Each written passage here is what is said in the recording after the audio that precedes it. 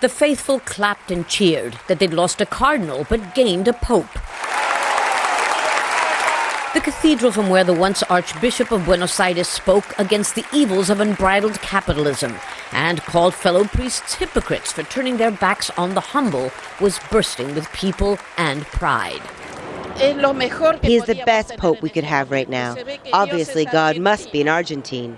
He's loved because he's a humble man who could live in luxury but prefers an austere flat and takes the bus and metro to work, who visits the slums.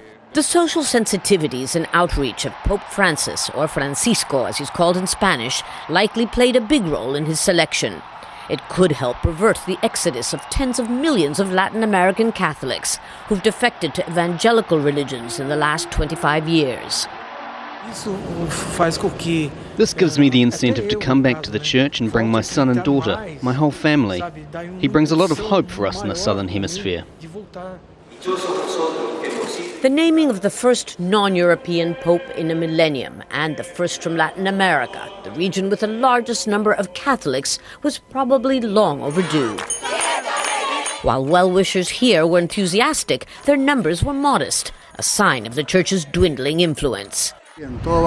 We needed somebody like him in Latin America, somebody who can unify us and can evangelize against the growth of other Christian churches, Santeria, the evangelicals. The truth is that we hope he visits soon and that he does something about the violence we have here in Mexico. I'm very happy with him.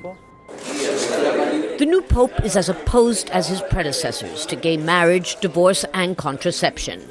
Argentina's president, whom he's accused of polarizing society and limiting personal freedoms, says his rejection of abortion for rape victims is medieval and reminiscent of the Inquisition. Yet many see the first Jesuit pope as relatively progressive.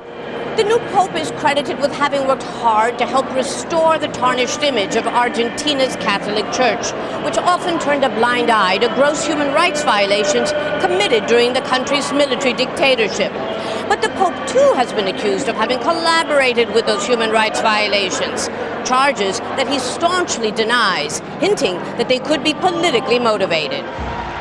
It's an issue that the Vatican seems convinced will be overshadowed by its new pope's dedication to seeing that man's needs are met here on earth as well as in heaven.